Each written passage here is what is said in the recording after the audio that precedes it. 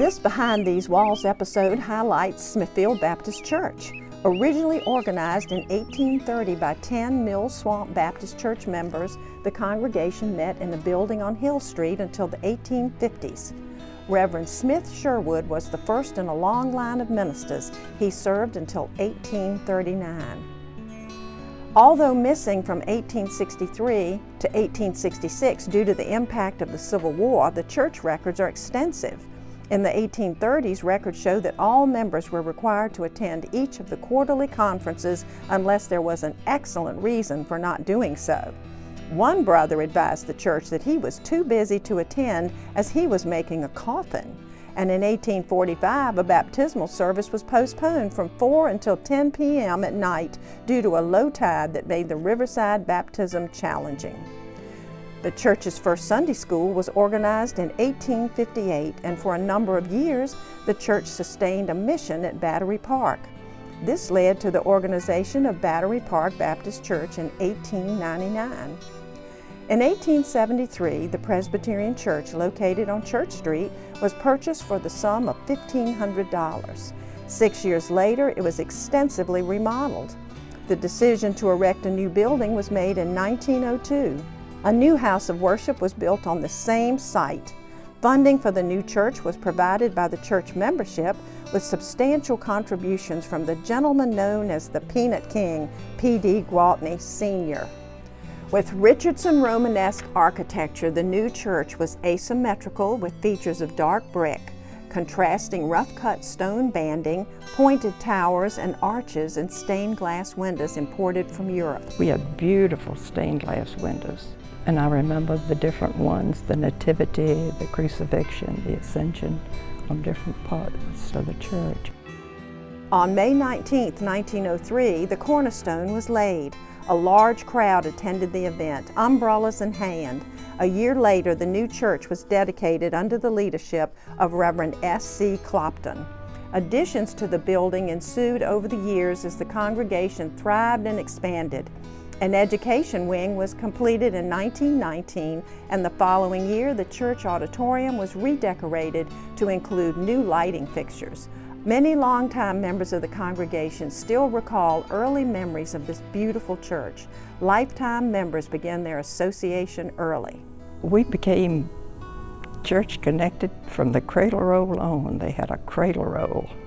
In fact, it was hanging up in the Sunday school building. As soon as you were born, you were put on the cradle roll.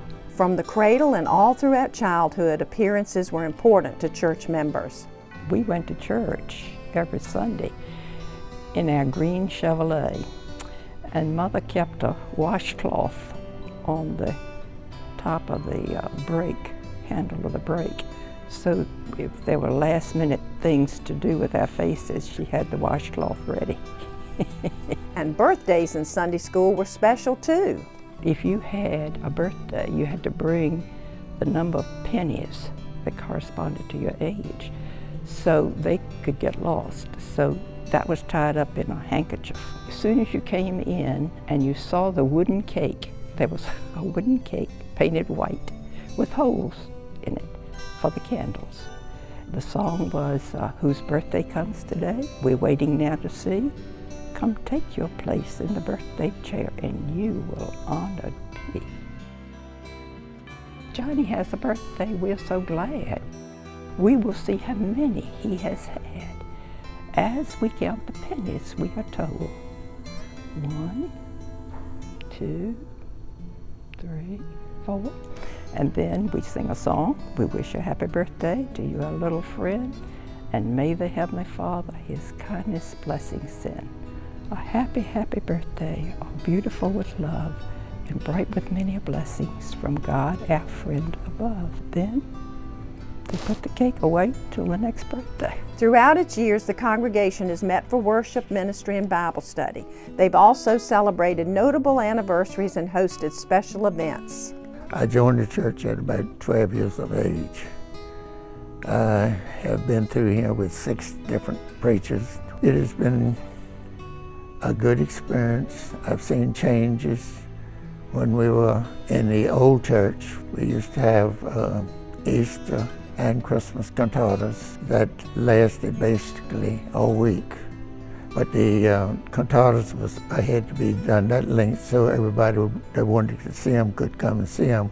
And a whole lot of people was turned away then because of not enough space, even standing up. But after 69 years of growth, tragedy struck in the early morning hours of January 13, 1973, when a fire consumed the church. The fire was reported by a passing motorist at 1:05 a.m. Units from Windsor, Carrollton, Chuckatuck, and Suffolk were called to the scene. Throughout the wee hours of the morning, many members of the congregation anxiously gathered and watched the firefighters attempt to lessen the blaze. Ultimately, flames burst from the ventilation cap on the tall sanctuary roof, and the stained glass windows melted because of the protective plastic, which did not allow the fire's intense heat to escape. I'm not a firefighter. I was called at 3 o'clock in the morning by the dispatcher. She says, "Carl, your church is on fire. It is burning down." I knew I wasn't a firefighter, and it was cold, raining. It was in January. Everything was freezing, the hoses, engines and everything, all of that they were freezing and everything, water running across the streets. But they did their best to put that out. By 6 a.m., the fire was under control, but the roof had collapsed into the sanctuary and only a charred shell of the entire structure remained. At least 2 Smithfield firemen suffered minor injuries. After the event, investigators determined that arsonists lit 9 separate fires throughout the building. No one was ever charged. It was a sad time for the whole community. In the aftermath of the fire, Reverend Warren F. Taylor told his congregation, "You will disappoint me if you don't begin again and press on." Church members did press on. They met in Smithfield High School and made plans to rebuild and continue in their mission to serve and grow in their community.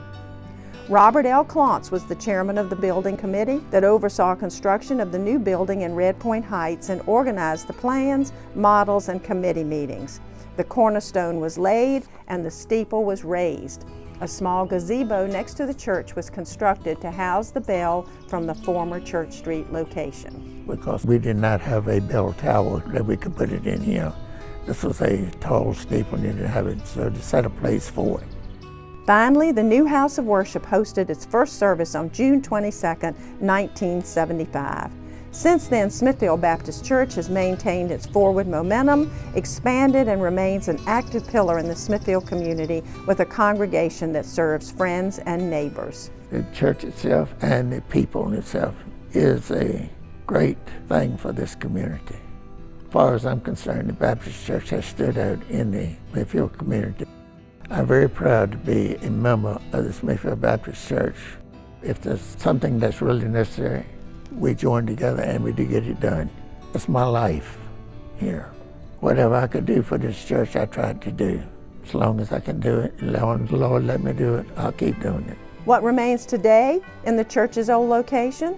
The Church of Christ was organized in 1976 and in 1978 purchased and repaired what remained of Smithfield Baptist. While the front of the church is architecturally vernacular, still prominent on the west side of the structure are the walls and architectural detailing from one of the old church's educational building expansions. Aside from the walls, a few other objects escaped the devastating fire, including a plant stand, a hitching post and lamp, which now adorn the lot of a Church Street residence, and a tapestry of the Last Supper.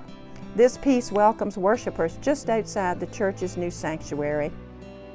Just like Reverend Warren F. Taylor told his congregants after the fire, a church is its members and not its building, and pressing onward is key. Pastor Patrick Wood continues to lead his church in this long tradition. We get to stand on their shoulders of a very good history. It's been a real blessing. So it's been a real positive to me because I could build on those things as we look to the future. A lot of good stuff that we can build off of. I think right now, as I sit here in 2023, is the willingness to really engage with the community. We have almost 200 years of history, but certainly in the 5 years I've been here and previously, they have been really focused on what can we do outside of these walls, and just a real desire to get outside of this building and to really minister to Smithfield. And as Smithfield changes, the needs are going to change. requirements of the community are going to change, and so we have to be willing to make sure that we're doing that as well, and that we're open to that, so that we can see where the next 200 years is going to be.